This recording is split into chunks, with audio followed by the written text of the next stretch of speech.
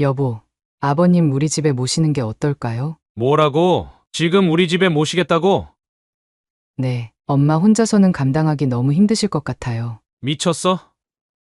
우리도 이제 막 안정을 찾았는데 당신, 결혼할 때 약속했잖아요. 아버지 잘 모시겠다고. 그건 그때고 지금은 상황이 다르잖아. 어머님도 계시고. 당신 어머님은 되고 제 아버님은 안 된다는 거예요? 예은아, 현실적으로 생각해봐. 우리가 어떻게 치매 환자를. 아버지가 치매 환자가 아니라 우리 아버지시라고요. 여보, 제발 이번만 내 편 좀 대주면 안 돼요? 나도 당신 편이 되고 싶어. 하지만 요양원은 어때?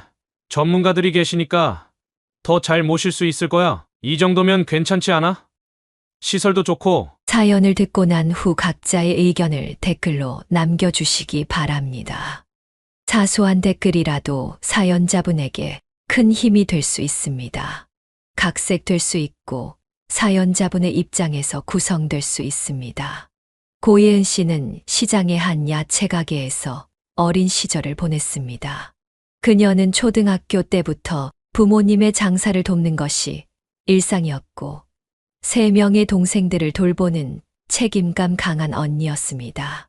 매일 새벽 5시 아버지와 함께 시장에 가서 신선한 채소들을 고르는 일로 하루가 시작되었습니다. 그녀는 어린 나이였지만 이미 채소의 신선도를 가늠할 줄 알았고 가격 흥정도 제법 능숙했습니다. 예은아, 오늘은 상추가 좋다. 이거 한 박스만 더 사가자. 아버지의 말씀에 그녀는 늘 고개를 끄덕였습니다. 중학생이 되어서도 그녀의 생활은 크게 달라지지 않았습니다. 학교가 끝나면 곧장 시장으로 달려가 어머니를 도왔습니다. 동생들은 그녀가 챙겨주는 간식을 먹으며 가게 한켠에서 숙제를 했습니다. 언니, 나도 이제 가게 일 도와줄래? 너는 공부해, 내가 엄마 도와드릴게. 그녀는 늘 이런 식으로 동생들의 뒷바라지를 했습니다. 동생들이 좋은 대학에 가기를 바라는 마음에 그녀는 자신의 공부 시간을 줄여가면서도 동생들의 학업을 챙겼습니다. 20살이 되어 대학에 진학했지만 그녀의 일상은 여전히 바빴습니다. 아침 수업이 없는 날이면 여전히 아버지와 함께 가락시장에 다녔고 오후에는 학교에 가고 저녁에는 가게 일을 도왔습니다. 예은아, 너도 이제 너의 삶을 살아야지. 엄마가 미안하다. 엄마, 무슨 소리예요? 전 우리 가족이 함께 있는 게 제일 좋아요. 그녀의 대답에 어머니는 눈시울을 붉혔습니다. 30살이 되던 해 갑작스러운 변화가 찾아왔습니다. 아버지가 물건을 사러 나갔다가 길을 잃어버리는 일이 잦아졌고 결국 병원을 찾았을 때 경증 치매 판정을 받았습니다. 예은아, 네 아버지가 어제 또 길을 잃어버렸다더라. 이제 어떡하면 좋지? 어머니의 한숨 섞인 말씀에 그녀의 마음은 더욱 무거워졌습니다. 가게 일도 줄여야 했고 아버지의 병원 치료도 신경 써야 했습니다. 그러던 중 시장 건너편 정육점을 하시는 이모님의 소개로 한 남자를 만나게 되었습니다. 2살 연상의 상훈이었습니다. 첫 만남부터 그는 그녀의 가족 사정을 이해해 주었고 진심으로 도움의 손길을 내밀었습니다. 예은 씨, 제가 예은 씨 아버님 병원도 모시고 다니고 장사하시는 어머님도 도와드릴게요. 저희 함께 이겨내요. 상훈의 진심 어린 말에 그녀는 깊은 감동을 받았습니다. 그는 주말마다 아버지를 모시고 산책을 다녔고 바쁠 때면 가게 일도 도와주었습니다. 언니, 창훈 오빠 진짜 괜찮은 것 같아. 동생 민지의 말에 그녀도 고개를 끄덕였습니다. 1년간의 만남 끝에 그녀는 33살의 나이에 결혼을 결심했습니다. 예은아, 우리 함께 살자. 나는 내가 가진 모든 것을 사랑해. 상훈의 청혼에 그녀는 망설임 없이 그래. 라고 대답했습니다. 결혼식 날 치매 증상이 있음에도 그녀를 위해 축사를 준비한 아버지의 모습에 하객들은 눈시울을 붉혔습니다. 우리 예은이가. 그러니까 아버지가 많이 사랑한다. 더듬더듬 이어지는 아버지의 말씀에 그녀는 눈물을 흘렸습니다. 그동안의 모든 시간이 결코 힘들지 않았다고, 오히려 감사했다고 말하고 싶었습니다. 이제 그녀는 새로운 삶을 시작하게 되었습니다. 여전히 부모님의 가게 일을 돕고 동생들을 챙기면서도 자신만의 가정을 꾸려나가게 된 것입니다. 결혼 후 고예은 씨의 친정 부모님은 첫 사위를 각별히 아끼셨습니다. 그녀의 어머니는 매주 장을 보실 때마다 제철 과일과 채소를 듬뿍 싸주셨고, 아버지는 치매가 있음에도 사위를 보면 늘 환한 미소를 지으셨습니다. 아이고, 우리 사위 왔어. 배고프지? 어서 밥 먹어. 시장 한켠의 야채 가게에서 만날 때마다 어머니는 정성스레 준비해둔 반찬들을 건네주셨습니다. 상우는 장모님의 정성에 감동하여 퇴근길에 일부러 들러 가게 정리도 도와드리고 무거운 물건들도 나르곤 했습니다. 장모님, 제가 할게요. 장모님은 이제 좀 쉬세요. 아이고, 우리 사위가 이렇게 착해. 그녀가 임신 소식을 전했을 때 부모님의 기쁨은 더할 나위 없었습니다. 특히 아버지는 치매 증상이 있음에도 매일 아침 딸의 집으로 산책을 나오셨습니다. 예은아, 너무 무리하지 말고 몸 잘 챙겨. 내가 매일 이렇게 보약 끓여다 줄게. 어머니는 매일같이 찾아와 임신한 딸을 챙기셨습니다. 입덧이 심할 때는 직접 죽을 쏘오시고 필요할까봐 집안일도 도맡아 하셨습니다. 결혼 2년 차, 그녀가 첫 아들을 출산하고 한창 행복할 때였습니다.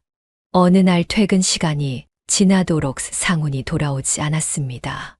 한밤중이 되어서야 들어온 남편의 얼굴은 창백했습니다. 여보, 미안해. 내가 능력이 부족해서 오늘 회사에서 정리해고 통보를 받았어. 괜찮아. 우리 같이 이겨내면 되지. 그녀는 겉으로는 강한 모습을 보였지만 갓난아이를 키우는 상황에서 생계가 막막했습니다. 매일 밤 아기를 재우고 나면 근심이 가득해졌습니다. 한 달, 2달이 지나도 좋은 소식은 없었습니다. 육아와 생활비로 저축해둔 돈은 바닥을 보이기 시작했고 그들의 마음도 점점 무거워졌습니다. 어느 날 상훈이 들고 온 사업 계획서를 보며 그녀의 부모님은 고민에 빠졌습니다. 회사를 다니며 틈틈이 사업을 시작하기로 했던 것이었습니다. 예은아, 엄마가 가게 운영비랑 적금 털어서 좀 모아뒀어. 상훈이한테 말하진 말고 이거로 새로 시작해보라고 해. 어머니는 몰래 모아두신 3천만 원을 내미셨습니다. 평생 야채 장사를 하시며 한 푼 두 푼 모으신 돈이었습니다. 엄마, 이건 괜찮아. 너희가 잘 되는 게 엄마 아빠의 소원이야. 상우는 부모님의 은혜로 새로운 시작을 할 수 있었고 사업 준비를 하던 중 우연한 기회로 이전보다 더 좋은 대기업 계열사에 취직하는 데 성공했습니다. 장모님, 장인어른, 정말 감사합니다. 제가 꼭 은혜 갚겠습니다. 그는 약속대로 첫 월급부터 꼬박꼬박 빌린 돈을 갚아 나갔고 1년 만에 모든 빚을 청산했습니다. 뿐만 아니라 매달 생활비를 보태드리고 아버지의 병원비도 책임지겠다고 나섰습니다. 여보, 이제 장인어른 치료비도 내가 책임질게. 우리 가족이 해준 은혜 평생 잊지 않을게. 상훈의 말에 그녀는 눈시울이 붉어졌습니다. 친정 부모님의 지원과 남편의 성실함이 만나 그들의 가정은 더욱 단단해졌습니다. 매주 주말이면 온 가족이 모여 식사를 했고 규칙적인 병원 치료 덕분에 아버지의 치매는 더 이상 진행되지 않았습니다. 오히려 손주를 보시며 활력을 되찾으신 것 같았습니다. 아버님, 이제 제가 효도하겠습니다. 늘 건강하게 오래오래 사세요. 상훈의 진심 어린 말에 아버지는 눈물을 글썽이셨습니다. 그녀의 어머니는 늘 이렇게 말씀하셨습니다. 우리 사위 복은 타고났어. 예은이랑 잘 만난 거지. 이제는 서로 의지하면서 잘 살아.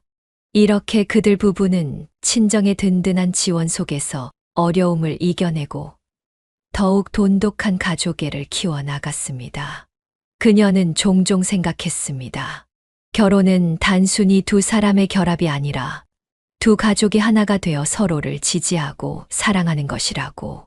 친정의 따뜻한 지원 속에서 안정을 찾아가던 시기, 고예은 씨는 전혀 다른 현실과 마주해야 했습니다. 결혼 전에는 몰랐던 시댁의 불편한 모습들이 하나둘씩 드러나기 시작했습니다.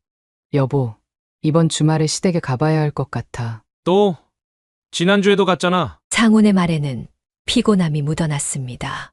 주말마다 시댁을 방문해야 했고, 그때마다 시아버지의 술버릇과 시어머니의 까다로운 잔소리를 견뎌야 했기 때문입니다.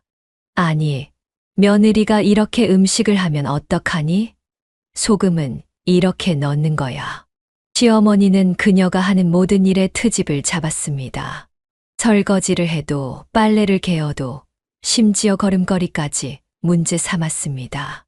어머님, 제가 더 노력할게요. 노력은 말로만 하는구나. 시어머니의 차가운 말투에 그녀의 어깨는 점점 움츠러들었습니다. 더 큰 문제는 시아버지였습니다. 처음에는 술을 좋아하시는구나 정도로만 생각했던 음주가 점점 심각한 수준이라는 것을 깨닫게 되었습니다. 야, 너는 뭐야? 우리 집안 며느리가 이 정도밖에 안 돼! 아버님, 시끄러워! 너 같은 며느리는 처음이야! 첫째 며느리는 말이야! 시아버지는 매일 저녁 소주 한 병을 비우셨고, 주말이면 그 양은 배로 늘었습니다. 술만 드시면 옛날 이야기를 늘어놓으며 가부장적인 모습을 보이셨고, 며느리들을 비교하며 흉을 보셨습니다. 당신이 뭘 알아? 내가 얼마나 고생했는데! 여보, 그만 좀 하세요. 시어머니도 시아버지의 술버릇에 시달렸습니다. 하지만 그녀를 향한 태도는 더욱 날카로워졌습니다. 너무 맵게 하지 말라고 했잖아. 우리 아버님 위장이 약하신 거 몰라? 어머님, 제가 다시 할게요. 됐어. 내가 할게. 넌 도대체 뭘 할 줄 아는 거니? 명절이면 상황은 더욱 심각해졌습니다. 큰 집에서 모인 친척들 앞에서 시어머니는 그녀의 흠을 잡았고, 시아버지는 술에 취해 고성을 내질렀습니다. 우리 큰 며느리는 음식도 잘하고 시부모 공경도 잘하는데 작은 며느리는 왜 이런지 모르겠어. 시어머니의 말에 친척들은 그녀를 향해 안타까운 시선을 보냈습니다. 상우는 그런 부모님의 모습에 점점 지쳐갔습니다. 여보, 미안해. 우리 부모님이 당신 잘못이 아니야. 그들은 결국 시댁과 거리를 두기로 했습니다. 필요한 날에만 방문하고 평소에는 전화로 안부를 전하는 정도로 관계를 유지했습니다. 상훈아, 와이프가 꼬셔서 이렇게 발걸음을 끄는 거지. 어머니, 그게 아니라 됐어. 난 다 안다. 처가 눈치만 보는 아들이 됐네. 시어머니의 날선 말에 상훈도 이제는 대꾸하지 않았습니다. 그저 묵묵히 자신의 선택을 지켜나갔습니다. 여보, 우리 이대로 살면 되는 거야. 부모님은 부모님이고 우리는 우리잖아. 그녀의 위로의 상훈은 고개를 끄덕였습니다. 완벽한 해결책은 아니었지만 그들 부부만의 방식으로 시댁과의 관계를 정립해 나가기로 했습니다. 가끔 시장에서 시어머니를 마주칠 때면 어색한 인사를 나누는 것이 전부였습니다. 시아버지는 여전히 술을 마시며 화를 내셨지만 이제는 그들의 일상에 큰 영향을 미치지 않았습니다. 시댁의 불편한 분위기 속에서 고예은 씨는 시숙과 형님의 관계를 더 가까이 지켜보게 되었습니다. 처음에는 단순히 무심해 보이기만 했던 시숙의 태도가 시간이 지날수록 형님을 짓누르는 무게로 다가왔습니다. 형님, 이거 제가 도와드릴게요. 아니야. 내가 할 수 있어. 괜찮아. 명절 때마다 형님은 혼자서 모든 일을 도맡아 했습니다. 시숙은 늘 방 안에서 텔레비전을 보거나 휴대폰만 들여다보고 있었습니다. 여보, 국물이 싱거운데 소금 좀 더 넣지. 죄송해요. 다시 해올게요. 시숙의 무심한 말 한마디에 형님은 바로 부엌으로 달려갔습니다. 그런 모습을 보며 그녀는 마음이 아팠습니다. 아버님, 그만 드시는 게 좋지 않을까요? 시아버지의 술자리에서 그녀는 한 번도 시숙이 말리는 것을 본 적이 없었습니다. 오히려 시숙은 자리를 피해버리기 일쑤였습니다. 당신도 좀 말려보세요. 에이, 우리 아버지 성격을 모르나? 그냥 두는 게 낫지. 시숙의 이런 방관적인 태도는 가족 모두를 지치게 했습니다. 특히 형님은 시어머니의 구박에도 시아버지의 술주정에도 혼자서 모든 것을 감당해야 했습니다. 형님, 많이 힘드시죠? 이게 다 내 팔자야. 누구를 탓하겠어. 형님의 한숨 섞인 말에는 깊은 체념이 묻어 있었습니다.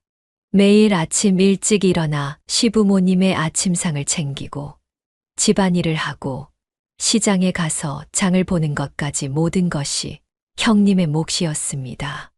여보, 이거 좀 해줘. 저기, 내가 지금 바빠서. 에이, 그럼 됐어.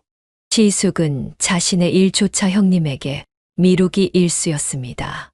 마치 하인을 부리듯 형님을 대했고 그런 모습이 점점 일상이 되어 갔습니다. 형님, 왜 이렇게 참고 사세요? 그래도 자식들 아버지인데 내가 참아야지. 순한 성격의 형님은 모든 것을 묵묵히 견뎌냈습니다. 자식들 앞에서는 늘 웃는 얼굴을 보였지만 혼자 있을 때면 한숨을 내쉬는 일이 잦았습니다. 형님, 아주버님도 이제 가사일을 좀 도와주셔야 하는 거 아닌가요? 그냥 내버려둬. 말해봤자 싸움만 커질 뿐이야. 시숙의 무관심은 점점 더 심해져 갔습니다. 주말이면 골프를 치러 나가거나 친구들과 약속을 잡았고 집에 있을 때도 형님과 대화를 나누는 법이 없었습니다. 아버님이 또 술을 드셨대요. 알아서 하겠지. 내가 뭐 어쩌겠어. 시숙의 이런 태도는 결국 가족 모두에게 상처를 주었습니다. 형님은 점점 더 말수가 줄어들었고 얼굴에는 피곤함이 깊게 패여갔습니다.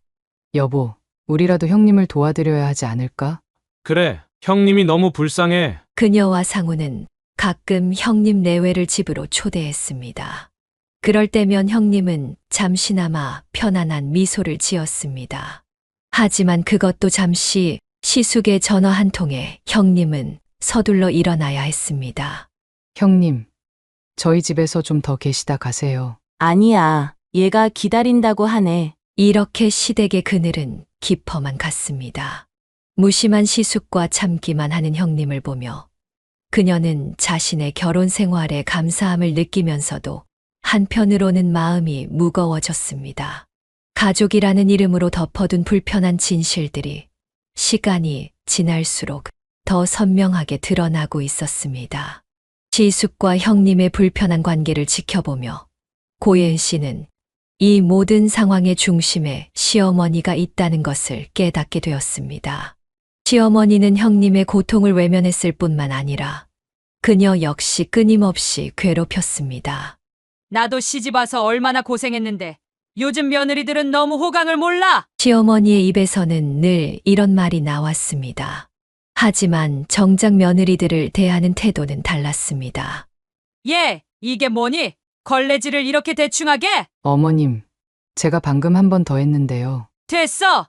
내가 다시 할게. 넌 도대체 뭘 할 줄 아는 거야? 시어머니는 그녀가 하는 모든 일에 트집을 잡았습니다. 설거지를 해도 빨래를 개어도 밥을 해도 늘 부족했습니다.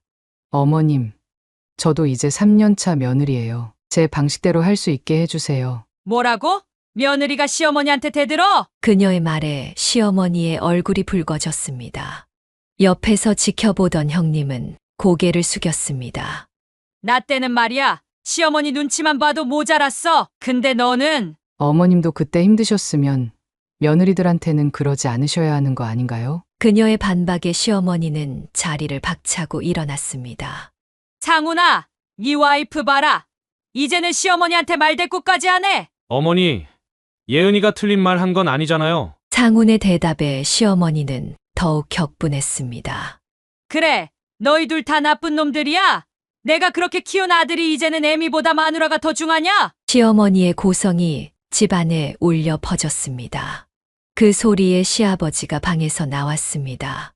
시끄럽게 굴지 마. 며느리가 맞는 말 했잖아. 술에 취한 시아버지의 외침이 이어졌고 상황은 더욱 악화되었습니다. 당신까지 며느리 편을 들어? 내가 이 집에서 뭐야? 시어머니는 방으로 들어가 문을 쾅 닫았습니다.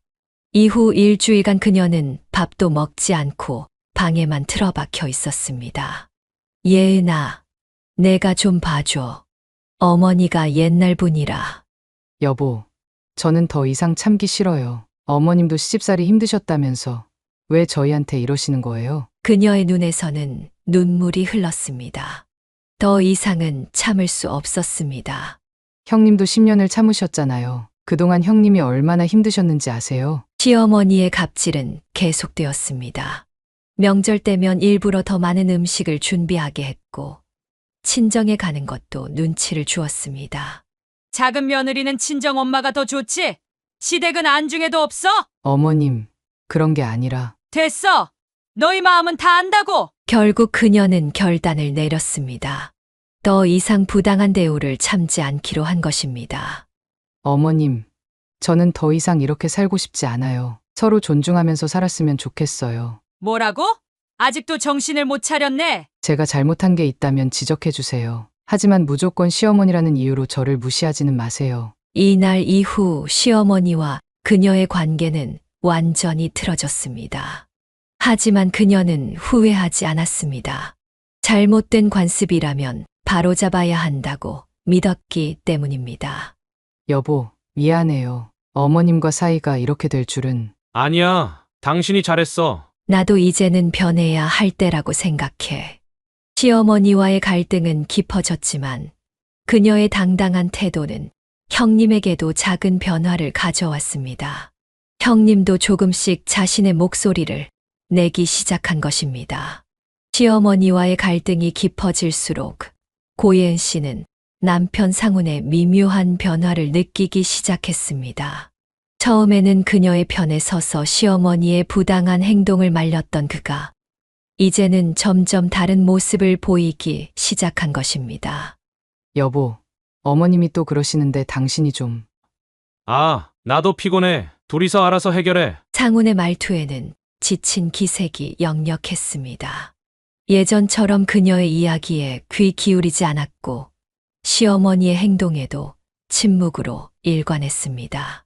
당신도 내가 잘못한 거라고 생각해. 그게 아니라 그냥 좀 참지 그래. 어머니도 나이가 있으신데. 처음에는 바빠서 피곤해서라는 핑계였습니다. 하지만 점점 그의 태도는 명확해졌습니다. 예은아, 너무 예민한 거 아니야? 어머니가 그 정도로 심하신 것도 아닌데. 당신은 몰라서 그래. 매일 같이 있어봐 얼마나 힘든데. 시어머니의 눈치를 보는 일이 잦아졌고 주말이면 시댁을 먼저 찾았습니다. 그녀의 의견은 점점 뒷전으로 밀려났습니다. 오늘은 우리 집에서 밥 먹기로 했잖아. 어머님이 오시래. 다음에 하자. 늘 시어머니가 우선이었습니다. 그들의 계획은 항상 시어머니의 말 한마디에 무산되었습니다. 여보, 다녀와. 어머님이 불편해하시잖아. 그녀가 거절하면 상우는 한숨을 쉬었습니다. 너무 자기 생각만 하는 거 아니야? 부모님도 생각해야지. 당신은 왜 이렇게 변한 거야? 변한 게 아니라 그냥 현실적으로 생각하자고. 우리가 좀 맞춰주면 되잖아. 점점 그들 사이의 대화는 줄어들었습니다. 상우는 퇴근 후 시댁에 들러 늦게 들어오는 일이 잦아졌고 주말이면 시댁에서 시간을 보냈습니다. 당신, 나랑 얘기 좀 해요. 아, 나 피곤해. 나중에 하자. 그렇게 미뤄진 대화는 결국 이루어지지 않았고 그들 사이의 거리는 점점 멀어져 갔습니다. 여보, 우리 관계가 왜 이렇게 됐을까? 그냥 다 그렇게 사는 거야. 너무 큰 기대는 하지 마. 결혼 초기에 다정다감했던 남편은 어디론가 사라져 버렸습니다. 이제 그는 시어머니 말씀대로를 입에 달고 살았고 그녀의 의견은 늘 너무 예민하다는 말로 일축되었습니다. 나 요즘 너무 외로워. 다들 이렇게 살아. 시간 지나면 적응돼. 상훈의 위로는 더 이상 위로가 되지 않았습니다. 그저 현실과 타협하라는 말처럼 들릴 뿐이었습니다. 당신이 결혼할 때 해준 약속 기억나요? 늘 내 편이 되어준다고. 그땐 그때고 지금은 지금이지. 장훈의 차가운 답변에 그녀의 마음은 조금씩 얼어붙어 갔습니다. 이제 그녀는 이해했습니다. 시어머니와의 갈등은 표면적인 문제일 뿐, 더 큰 문제는 그녀의 곁을 지켜주겠다던 남편의 약속이 서서히 무너져 가고 있다는 것을. 남편과의 갈등이 깊어가던 어느 날, 친정어머니의 다급한 전화를 받았습니다. 고예은 씨의 가슴은 철렁 내려앉았습니다. 예은아, 아버지가 엄마, 무슨 일이에요? 아버지가 또 길을 잃으셨어. 이번엔 경찰서에서 연락이 왔어. 친정아버지의 치매가 급격히 악화된 것입니다. 예전에는 시장 근처만 맴돌던 것이 이제는 전혀 모르는 곳까지 가셨다가 발견되는 일이 잦아졌습니다. 아버지, 저 예은이에요. 절 알아보시겠어요? 너는 누구니? 아버지의 공허한 눈빛을 보며 그녀는 눈물을 삼켰습니다. 얼마 전까지만 해도 이름은 기억하셨는데 이제는 딸조차 알아보지 못하셨습니다. 여보, 아버님 우리 집에 모시는 게 어떨까요? 뭐라고? 상훈의 얼굴이 순간 굳어졌습니다. 지금 우리 집에 모시겠다고? 네, 엄마 혼자서는 감당하기 너무 힘드실 것 같아요. 미쳤어? 우리도 이제 막 안정을 찾았는데. 남편의 차가운 반응에 그녀의 가슴이 덜컥 내려앉았습니다. 당신, 결혼할 때 약속했잖아요. 아버지 잘 모시겠다고. 그건 그때고 지금은 상황이 다르잖아. 어머님도 계시고. 당신 어머님은 되고 제 아버님은 안 된다는 거예요? 둘 사이의 언쟁은 점점 격해졌습니다. 예은아, 현실적으로 생각해봐. 우리가 어떻게 치매 환자를. 아버지가 치매 환자가 아니라 우리 아버지시라고요. 그녀의 눈에서 눈물이 왈칵 쏟아졌습니다. 여보, 제발 이번만 내 편 좀 대주면 안 돼요? 나도 당신 편이 되고 싶어. 하지만 요양원은 어때? 전문가들이 계시니까 더 잘 모실 수 있을 거야. 결국 그녀는 남편의 의견을 따를 수밖에 없었습니다. 하지만 요양원을 알아보는 과정에서도 갈등은 계속되었습니다. 이 정도면 괜찮지 않아? 시설도 좋고. 당신은 몰라요. 아버지가 얼마나 자존심 강한 분인데. 매일 밤 그녀는 이불 속에서 울었습니다. 어린 시절 그녀를 업어주시던 아버지, 새벽부터 가락시장에 가서 딸의 도시락을 싸주시던 아버지. 그런 아버지를 이제 남의 손에 맡겨야 한다는 현실이 너무나 가혹했습니다. 아버님, 죄송해요. 제가 무능해서. 요양원 입소 날, 아버지는 평소와 다르게 또렷한 눈빛으로 그녀를 바라보셨습니다. 예은아, 내 딸. 그 한마디에 그녀는 그 자리에서 주저앉고 말았습니다. 아버지, 죄송해요. 정말 죄송해요. 괜찮아. 떨리는 손으로 딸의 머리를 쓰다듬으시는 아버지의 모습에 옆에 있던 친정어머니도 눈물을 훔치셨습니다.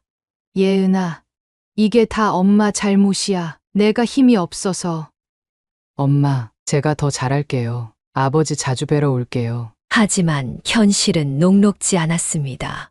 시어머니는 요양원에 가는 것조차 못마땅해 하셨고 남편은 점점 더 무관심해져 갔습니다. 또 요양원에 가. 네, 아버지가 보고 싶어서요.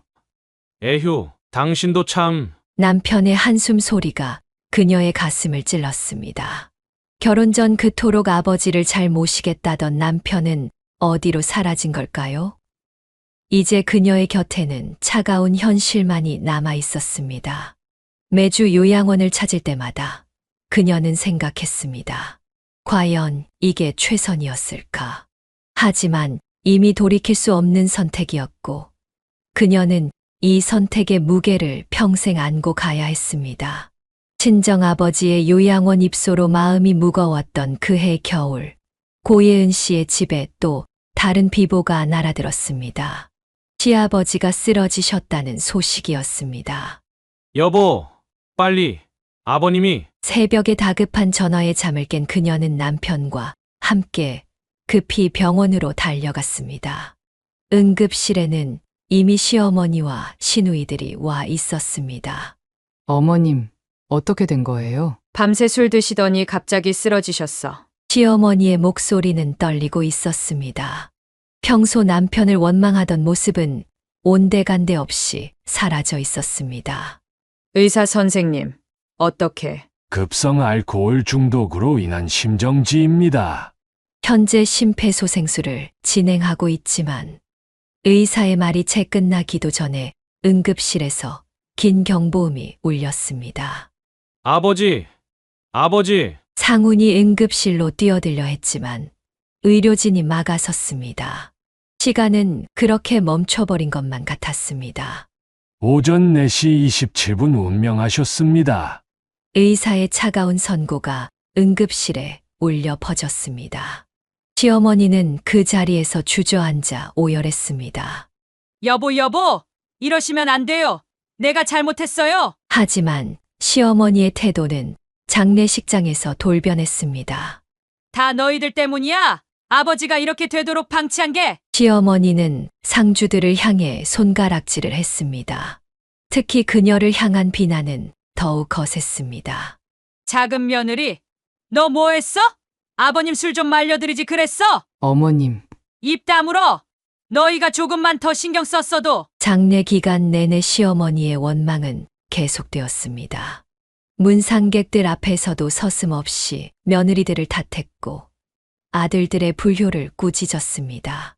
우리 여보가 얼마나 외로우셨으면 술을 그렇게 드셨겠어. 조문객들은 어색한 표정으로 자리를 피했고 상우는 그저 묵묵히 술잔을 비워갔습니다. 여보, 제가 잘못한 거예요? 아니, 우리 모두의 잘못이야. 장례를 치르는 동안 그녀는 친정아버지 생각이 났습니다. 요양원에 계신 아버지도 외롭고 힘드실 텐데 그녀는 두 분의 아버지를 모두 제대로 모시지 못했다는 죄책감에 시달렸습니다. 발인 날 아침 시어머니는 문상객도 없는 빈 장례식장에서 홀로 오열했습니다. 여보, 내가 잘못했어요. 내가 당신을 더 이해했어야 했는데. 하지만 곧 며느리들을 보자 다시 낯선 목소리가 돌아왔습니다. 보는 눈이 있다. 다 보고 있어. 너희가 아버님을 이렇게 만든 거. 장지로 가는 차 안에서도 시어머니의 한숨과 원망은 계속되었습니다. 그녀는 조용히 창밖을 바라보며 생각했습니다. 살아계실 때 조금 더 관심을 가졌더라면, 조금 더 대화를 나눴더라면. 아버님, 저희가 많이 부족했죠. 화장장에서 마지막 인사를 드릴 때 그녀는 마음속으로 깊이 사과했습니다. 시아버지의 삶이 술로 피폐해져 갈 때 그저 바라보기만 했던 자신을 용서할 수 없었습니다. 여보, 우리도 이제 달라져야 할 것 같아요. 그래, 아버님 가시고 나니 다 후회되네. 장례를 마치고 돌아오는 길, 그들 부부는 서로를 바라보며 많은 것을 깨달았습니다. 하지만 시어머니의 상처는 쉽게 아물지 않았고 그들 가족의 갈등은 새로운 국면을 맞이하게 되었습니다. 시아버지의 기일을 정리하고 난 후 시어머니의 거취 문제가 가족들의 새로운 갈등으로 떠올랐습니다. 고예은 씨는 시숙이 선택한 해결책이 또 다른 비극의 시작이 될 것임을 직감했습니다. 어머니, 저희 집으로 오세요. 맏며느리가 잘 모실 겁니다. 시숙의 말에 시어머니는 곧바로 고개를 끄덕였습니다. 형님의 얼굴이 순간 굳어지는 것을 그녀는 놓치지 않았습니다. 형님, 괜찮아. 다 잘 될 거야. 형님의 떨리는 목소리에서 불안이 느껴졌습니다. 시어머니와의 동거가 시작되고 얼마 지나지 않아 그녀의 불안은 현실이 되었습니다.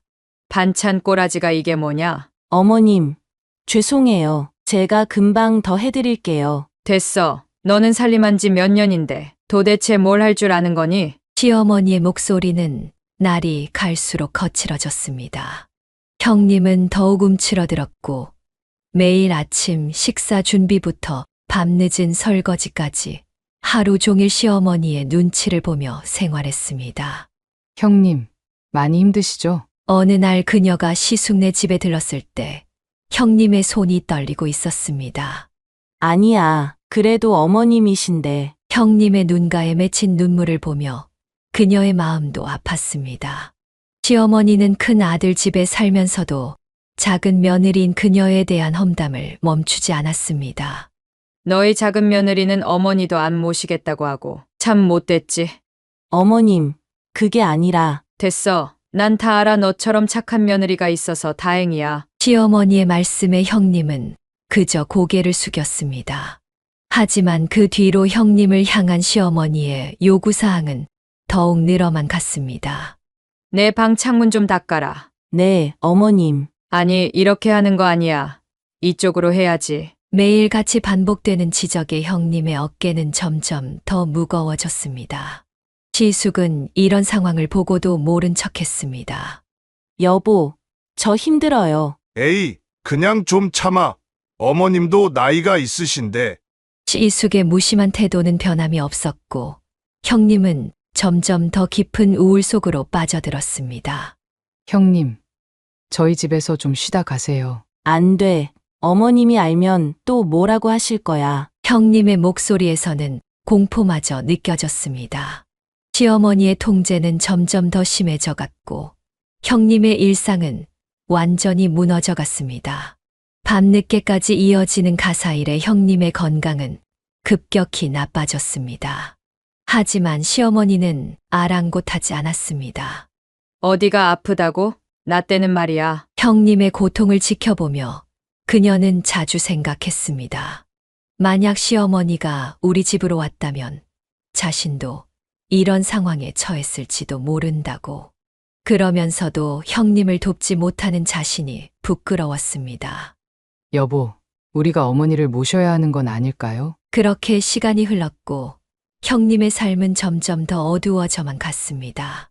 가족이라는 이름으로 자행되는 학대를 아무도 막지 못했고 그들은 그저 지켜볼 수밖에 없었습니다. 지숙 내에서의 생활이 길어지면서 시어머니의 불만은 날로 커져갔습니다. 고예은 씨는 평소와 다름없이 바쁜 일상을 보내고 있었지만 그녀도 모르는 사이에 새로운 위기가 다가오고 있었습니다. 여보, 오늘은 일찍 들어와서 같이 저녁 먹어요. 오늘은 좀 늦을 것 같아. 상훈의 퇴근이 점점 늦어졌습니다. 피곤해 보이는 얼굴로 들어오는 남편이 안쓰러웠지만 그녀는 그것이 시어머니와의 은밀한 만남 때문이라는 것을 알지 못했습니다. 형님, 어머님 요즘 어떠세요? 그냥 늘 그렇지. 전화 속 형님의 목소리는 지쳐 있었습니다. 하지만 그녀는 시어머니가 이미 작은 집으로의 이동을 계획하고 계시다는 것을 알지 못했습니다. 어느 날 남편이 조심스럽게 말을 꺼냈습니다. 저기, 이 방은 어떻게 쓸 거야? 글쎄요. 나중에 아이 공부방으로 하면 좋을 것 같아요. 아, 그래. 남편의 애매한 반응이 이상했지만 그녀는 그것이 시어머니의 방을 준비하는 과정이라는 것을 눈치채지 못했습니다. 시장에서 형님을 우연히 마주쳤을 때였습니다. 형님, 어머님 요즘도 많이 힘드세요? 아니, 요즘은 좀 조용하셔. 형님의 말에는 무언가 숨겨진 의미가 있었지만 그녀는 그저 상황이 나아진 줄로만 알았습니다. 여보, 이번 주말에는 뭐 할까요? 나 좀 바빠서. 주말마다 이어지는 남편의 부재가 이상했지만 그녀는 그것이 시어머니와의 은밀한 상의 시간이라는 것을 알지 못했습니다. 집 안 가구들이 조금씩 재배치되고 남편이 갑자기 큰 장롱을 사온 것도 그저 집 꾸미기의 일환이라 생각했습니다. 여보, 왜 이렇게 큰 걸 샀어요? 나중에 쓸 일이 있을 것 같아서. 남편의 애매한 대답에도 그녀는 의심하지 않았습니다. 시어머니가 이미 그들의 집으로 이사 올 날짜를 정해놓았다는 것을, 남편이 이미 모든 준비를 마쳤다는 것을 전혀 알지 못한 채로 예은아, 내일 시간 되니? 어느 날 시어머니의 갑작스러운 전화에도 그녀는 별다른 의심 없이 대답했습니다. 네, 어머님, 무슨 일이세요? 그냥 얼굴 좀 보고 싶어서. 시어머니의 부드러운 말투가 오히려 낯설었지만 그녀는 그것이 폭풍 전의 고요함이라는 것을 알지 못했습니다. 그렇게 하루하루가 지나가는 동안 그녀의 일상 뒤에서는 커다란 변화가 준비되고 있었습니다. 시어머니의 이사 계획, 남편의 은밀한 준비, 그리고 곧 닥칠 새로운 위기까지. 그녀는 아직 아무것도 모른 채 평소와 다름없는 하루를 보내고 있었습니다. 평소와 다름없던 어느 날 아침, 고예은 씨는 현관 앞에서 캐리어를 든 시어머니와 마주쳤습니다. 어머님? 나 이제부터 여기서 살 거니까 그런 줄 알아라. 그녀의 얼굴이 순간 굳어졌습니다. 황당한 표정으로 남편을 바라보자 상우는 시선을 피했습니다. 여보, 이게 뭐야? 예은아, 어머님이 우리 집에서 사시기로. 잠깐만. 왜 이런 걸 혼자 결정해? 시어머니가 끼어들었습니다. 뭘 그렇게 놀라. 당연히 시어머니랑 같이 살아야지. 너희 둘이 얘기 안 했어? 아니요. 전혀요. 그녀의 차가운 목소리에 상훈이 낮은 목소리로 말했습니다. 미안해. 어머님이 우리 집이 더 편하다고 하셔서. 나랑 상의도 없이 이런 결정을 한 거야? 그녀의 눈에서 눈물이 흘렀습니다. 친정아버지를 요양원에 모실 때 그토록 반대하더니 정작 자신의 어머니는 아내와 상의도 없이 데려오겠다는 건가요? 내 아버지는 안 된다고 하면서 이건 뭐야? 그건 달라. 뭐가 달라? 내 아버지는 치매 환자라 안 된다더니 이제는 시어머님은 아무 상의도 없이. 시어머니가 말을 자르며 끼어들었습니다. 야! 너 지금 시어머니를 치매 환자랑 비교하는 거야? 어머님, 그게 중요한 게 아니라. 됐어! 역시 너는 글렀다 글렀어. 상훈아, 이런 와이프랑 살지 마! 시어머니의 말에 상우는 아무 말도 하지 못했습니다. 그의 침묵이 그녀의 가슴을 더욱 아프게 했습니다. 이게 내 진심이야? 예은아, 우리 좀 더 생각해보자. 생각은 무슨. 넌 이미 다 결정했잖아. 그녀는 즉시 친정으로 향했습니다. 요양원에 계신 아버지를 찾아가 이 상황을 말씀드렸습니다. 아버지, 제가 너무 힘들어요. 치매가 있으신 아버지였지만 그날만큼은 또렷하게 말씀하셨습니다. 이건 아니지. 내가 먼저였는데. 아버지의 떨리는 목소리에 그녀의 마음도 무너져 내렸습니다. 아버지를 요양원에 모실 때는 그토록 반대하더니 시어머님은 이렇게. 친정어머니는 분노를 감추지 못하셨습니다. 이건 아니다. 우리 예은이가 뭘 그렇게 잘못했다고. 집으로 돌아온 그녀는 단호히 말했습니다. 어머님, 죄송하지만 저희 집에서는 모시기 어려울 것 같아요. 뭐라고? 이런 며느리가 다 있나? 여보, 그게 아니라. 뭐가 아닌데. 너 지금 나한테 이럴 수 있어? 예은아, 진정하고. 진정하라고? 내가 어떻게 진정해? 너 지금 나 몰래 이런 큰 결정을 했잖아. 시어머니는 계속해서 소리를 지르셨습니다. 그녀는 침실로 들어가 짐을 싸기 시작했습니다. 너 어디 가려고? 친정에 갈 거야. 잠시 시간이 필요해. 예은아, 제발. 지금은 내가 보기도 싫어. 시어머니가 다시 끼어들었습니다. 그래, 가봐. 너 같은 며느리 없어도 돼. 너 나가면 그 길로 끝인 줄만 알아라. 마지막으로 한마디를 남겼습니다. 여보, 넌 왜 이렇게 변한 거야? 결혼할 때는 안 그랬잖아. 미안해. 난 그저. 됐어. 더는 듣고 싶지 않아. 당분간 연락하지 마. 짐을 들고 나가는 그녀의 뒷모습을 보며 상훈이 외쳤습니다. 예은아, 우리 다시 한번 얘기해보자. 지금은 어떤 말도 듣고 싶지 않아. 내가 나를 너무 실망시켰어. 그렇게 그녀는 친정으로 향했습니다. 차 안에서 그녀의 눈물이 멈추지 않았습니다. 남편의 일방적인 결정, 시어머니의 갑작스러운 등장, 그리고 요양원에 계신 아버지. 모든 것이 그녀를 무겁게 짓눌렀습니다. 친정에 도착해서도 그녀는 한동안 말없이 눈물만 흘렸습니다. 이제 무엇을 어떻게 해야 할지, 앞으로 남편과는 어떻게 해야 할지, 수많은 고민이 그네를 괴롭혔습니다. 친정으로 돌아온 지 보름째 되던 날이었습니다.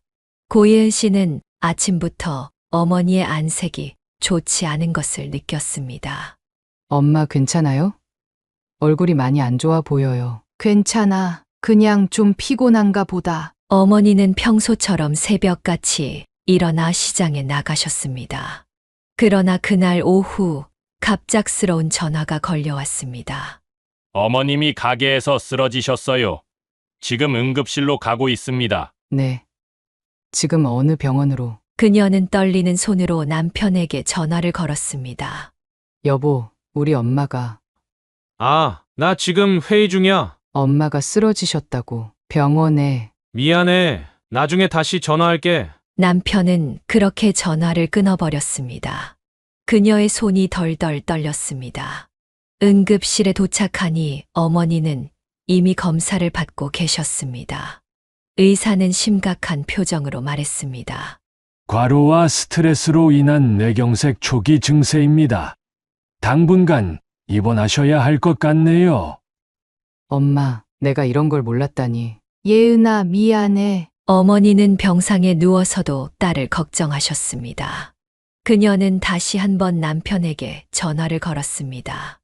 여보, 우리 엄마가 뇌경색 초기래. 좀 와줄 수 있어? 오늘은 어려울 것 같은데. 그래. 우리 엄마 당분간 우리 집에서 모시면 안 될까? 지금 우리 상황에서 그게 말이 돼. 어머님도 계시는데. 내 어머님은 되고 내 어머님은 안 된다는 거야? 그게 아니라 지금은 적절한 타이밍이 아닌 것 같아서. 전화기 너머로 시어머니의 목소리가 들렸습니다. 창훈아, 밥 먹어라. 나중에 다시 얘기하자. 그렇게 또다시 끊어진 전화를 바라보며 그녀는 쓴웃음을 지었습니다. 결혼 전 그토록 친정 부모님을 잘 모시겠다던 남편은 어디로 사라진 걸까요? 예은아, 네.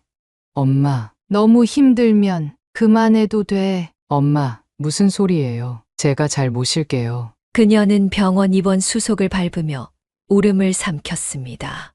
아버지는 요양원에, 어머니는 병원에, 그리고 남편은 이런 상황에서 아무런 도움도 되어주지 않았습니다.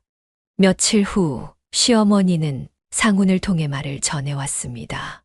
사돈이 아프시다니 안타깝네 하지만 우리 집은 안 돼. 내가 있는데 어떻게 장모님을. 그녀는 더 이상 아무 말도 하지 않았습니다. 다만 마음속 깊이 새겨졌습니다. 남편의 무관심, 시어머니의 이기심, 그리고 그동안 자신이 품어온 환상들이 모두 깨지는 소리를. 엄마, 내가 휴직 신청할게요. 제가 간호할 거예요. 예은아, 미안해. 엄마가 왜 미안해요? 제가 다 잘못했잖아요. 엄마 고생만 시키고. 병실에서 밤을 새우며 그녀는 생각했습니다. 결혼이란 게 과연 무엇일까? 서로를 위하는 마음은 어디로 갔을까?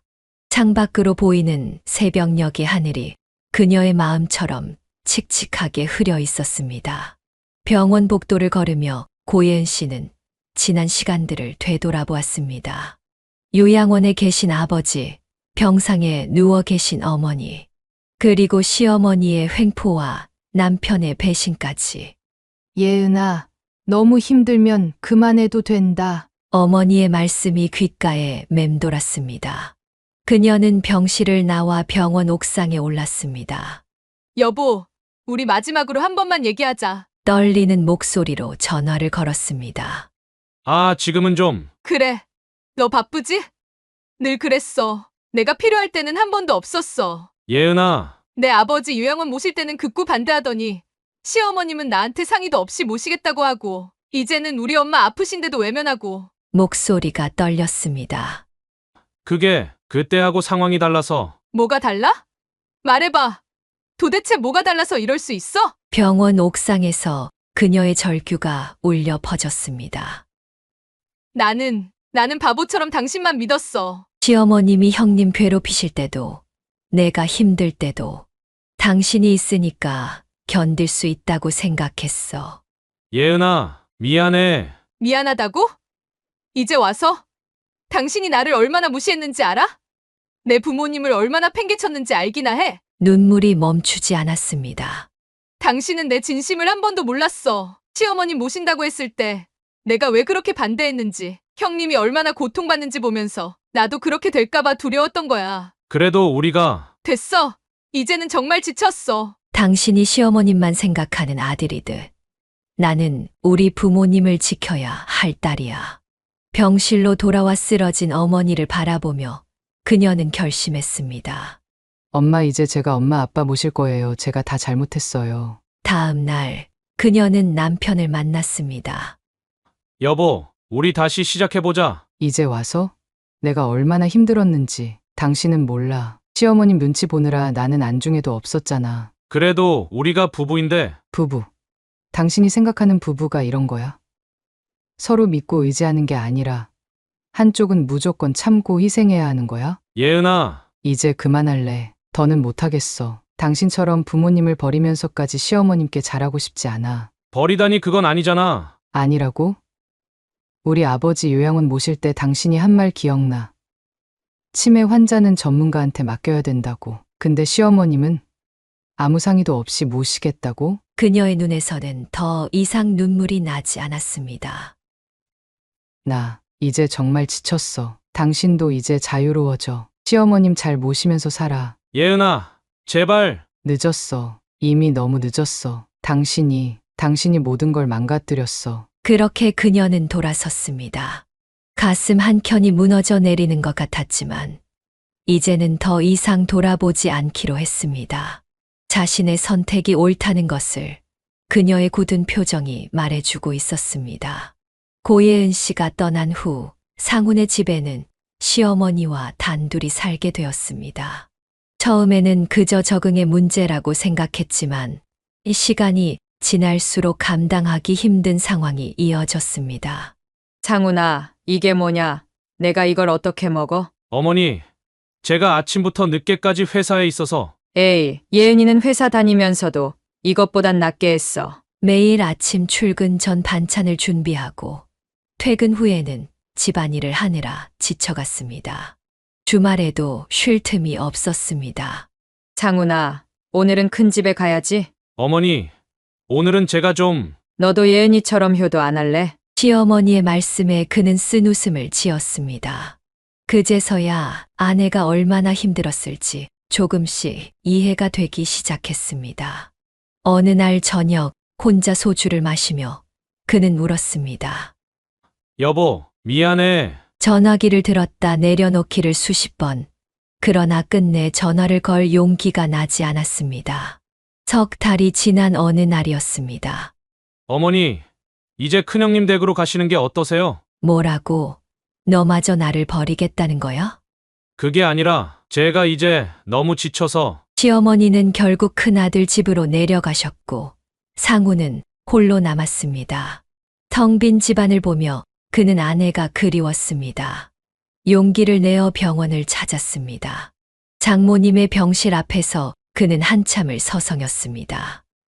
여보, 병실 앞에서 마주친 고yen 씨는 차갑게 돌아섰습니다. 왜 왔어? 미안해. 이제야 알겠어. 내가 얼마나 힘들었는지. 이제 와서 시어머님이랑 살아보니까 힘드셨나 봐요. 그녀의 차가운 말투에 그는 고개를 숙였습니다. 난 바보처럼 늦게 깨달았어. 우리 어머님이 형수님한테 했던 것처럼 너한테도 그러실 거란 걸. 그걸 이제 알았어요? 난 그동안 매일이 지옥이었어요. 당신은 모르겠지만 돌아와줘. 이제는 내가 다 바꿀게. 늦었어요. 이미 모든 게 끝났어요. 예은아, 당신, 우리 엄마 아프실 때 어떻게 했는지 기억나요? 한 번이라도 찾아오셨나요? 상우는 대답하지 못했습니다. 이제 와서 당신 편할 때만 찾아와서 미안하다고 하면 다 될 줄 알아요? 그래도 우리가. 됐어요. 전 이제 우리 부모님 모시는 게 먼저예요. 당신처럼 부모님을 외면하는 사람이랑은 더 이상 살고 싶지 않아요. 그녀는 병실로 들어가 버렸고 상우는 그대로 주저앉고 말았습니다. 여보, 내가 정말 너무 바보였어. 집으로 돌아온 그는 혼자 술을 마셨습니다. 벽에 걸린 결혼 사진을 보며 그는 울었습니다. 아내의 웃는 얼굴, 그 미소를 지켜주지 못한 자신을 원망하며 이제 와서 후회해도 소용없지. 그의 한숨만이 텅 빈 집안을 가득 채웠습니다. 이제야 깨달은 진실. 그러나 그 깨달음은 너무 늦어버렸습니다. 이혼 조정 기일, 고yen 씨는 남편의 또 다른 모습을 보게 되었습니다.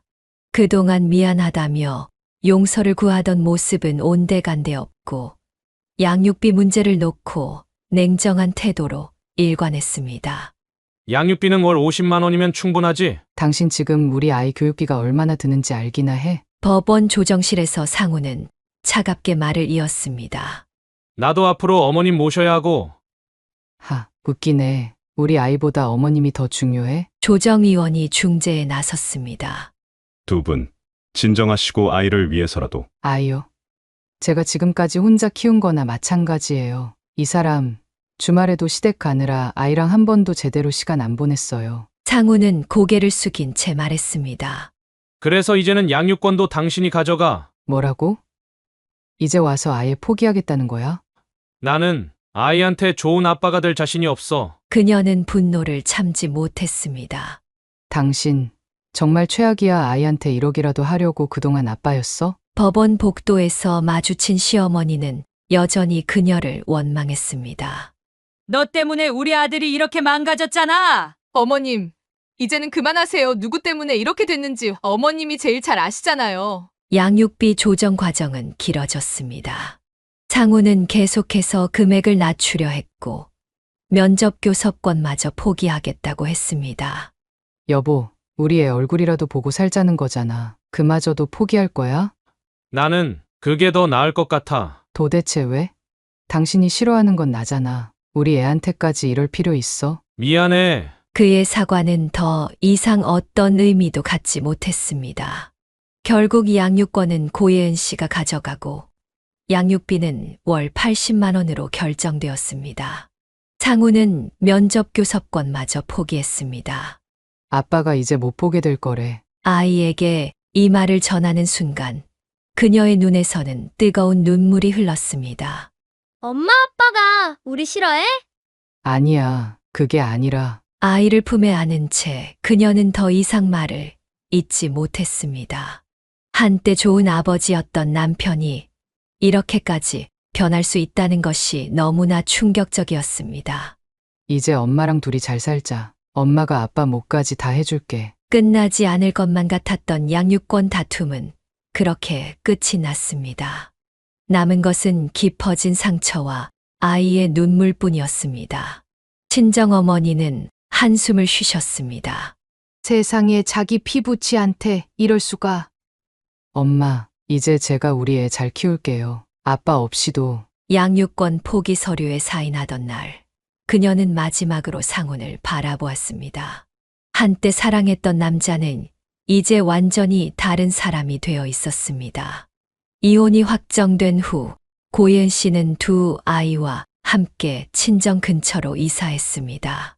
병원에서 퇴원하신 어머니도 함께였습니다. 새로운 보금자리는 비록 넓지 않았지만 따뜻한 기운이 가득했습니다. 엄마, 우리 방은 여기예요. 응. 이제 여기가 우리 집이야. 아이들은 금세 새로운 환경에 적응해 갔습니다. 할머니와 함께 사는 생활이 오히려 더 즐거워 보였습니다.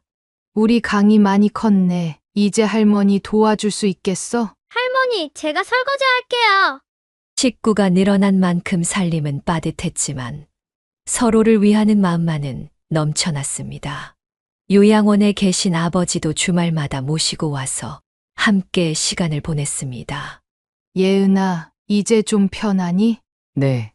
엄마, 이제는 정말 편해요. 시어머니의 구박도 남편의 냉대도 없는 일상이 때론 꿈만 같았습니다. 아침마다 아이들과 함께 웃으며 밥을 먹을 수 있다는 것이 그렇게 큰 행복일 줄 몰랐습니다. 엄마, 오늘은 내가 반찬 만들어 볼게요. 아이고, 우리 딸. 어머니는 그녀의 어깨를 토닥이셨습니다. 더 이상 말씀하지 않으셨지만 그 손길에는 딸을 향한 미안함과 사랑이 가득했습니다. 퇴근 후의 시간도 달라졌습니다. 더 이상 시댁 눈치를 보며 서둘러 귀가할 필요가 없었습니다. 아이들과 공원을 산책하거나 도서관에 가는 여유를 가질 수 있었습니다. 엄마, 아빠는 이제 정말 안 와요? 가끔 아이들이 아버지를 찾을 때면 가슴이 아팠지만 그녀는 더 이상 거짓말하지 않기로 했습니다. 그래. 하지만 우리에겐 할머니도 계시고 외할아버지도 계시잖아. 시간이 지날수록 아이들의 웃음소리는 더욱 커졌습니다. 주말이면 요양원에 계신 아버지를 모시고 와 함께 시간을 보냈습니다. 할아버지, 저 이번에 상 받았어요. 비록 치매가 있으셨지만 손주들의 제잘거림에 아버지의 눈가에도 미소가 어렸습니다. 우리 강희가 많이 컸구나. 어느 날 시장에서 우연히 시어머니를 마주쳤습니다.